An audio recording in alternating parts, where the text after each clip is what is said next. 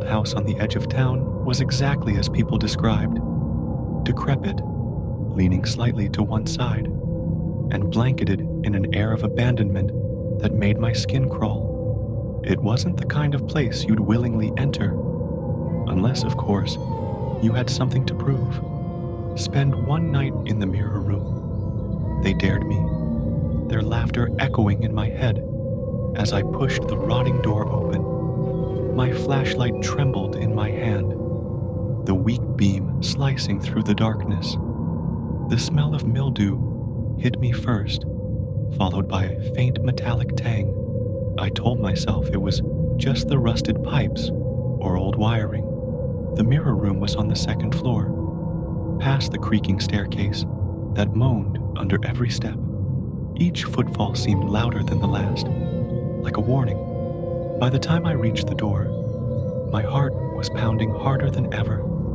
The door was slightly ajar, revealing a sliver of the room beyond. Taking a deep breath, I pushed it open.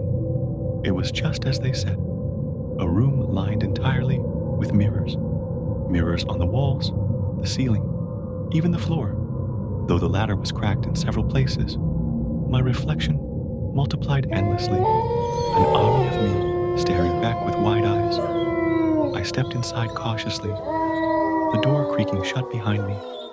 The silence was absolute. I glanced around. The mirrors were old, their surfaces warped and scratched, but they reflected me accurately enough. I looked ridiculous, wearing a hoodie and jeans, like I was ready to bolt at the first sign of trouble. Still, nothing seemed out of place. I sat down in the center of the room, pulling out my phone to check the time. Midnight. I just had to last until dawn. The first hour passed uneventfully. I stared at my reflection, watching for any signs of movement that didn't match mine. Nothing. My breathing slowed, and I began to relax. This wasn't so bad. But then, I noticed it.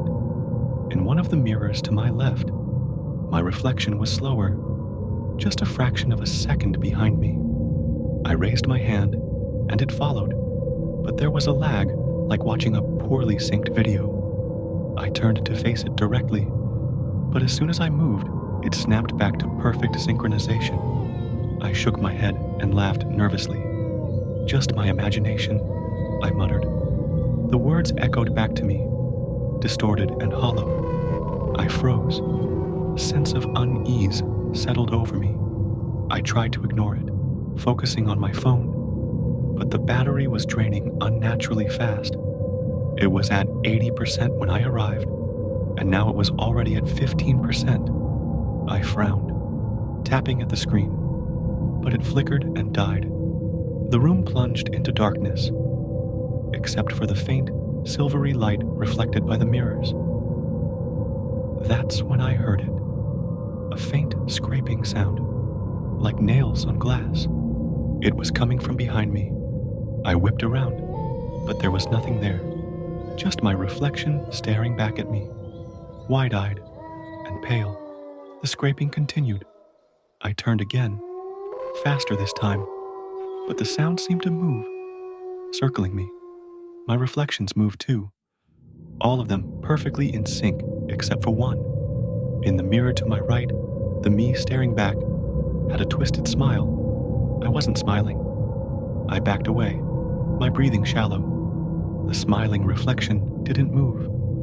It stayed rooted in place, watching me with eyes that were too bright, too alive.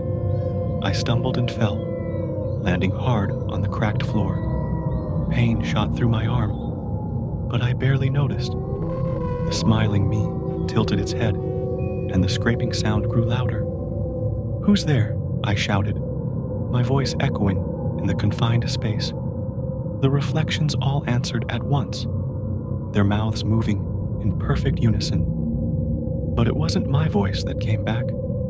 It was something guttural, a low growl that reverberated through the room. I scrambled to my feet, my heart hammering in my chest. The warped mirrors distorted my movements, making me look like a broken marionette. The smiling reflection was gone, replaced by another, this one with hollow black pits where its eyes should have been. The air grew colder, and my breath fogged in front of me. I tried the door, but it wouldn't budge. My fingers fumbled with the handle, slippery with sweat. "Let me out!" I screamed, slamming my fists against the wood. The room responded with laughter, soft at first, then louder, a cacophony of voices that didn't belong to me. The mirrors around me began to ripple, like the surface of a disturbed pond. My reflections warped and twisted, their faces melting into grotesque shapes. One by one, they stepped out of the mirrors, their movements jerky and unnatural.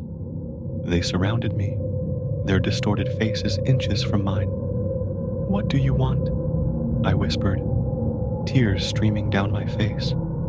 One of them leaned in close, its breath icy against my skin. "You," it hissed, the word dragging like nails on a chalkboard.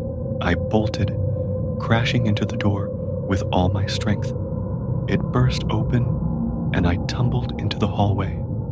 The house was different now, darker, the walls pulsating as if alive.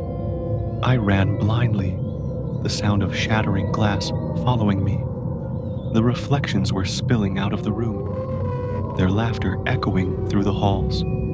I found myself at the front door and yanked it open, the cold night air hitting me like a slap.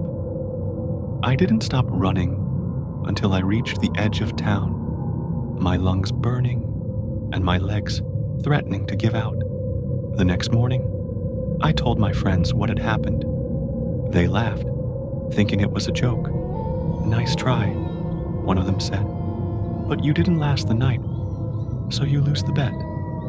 I didn't care about the bet. I didn't care about anything except putting as much distance as possible between me and that cursed house. But as I walked away, I caught a glimpse of myself in a shop window. My reflection didn't match my movements. It smiled at me, and then it winked.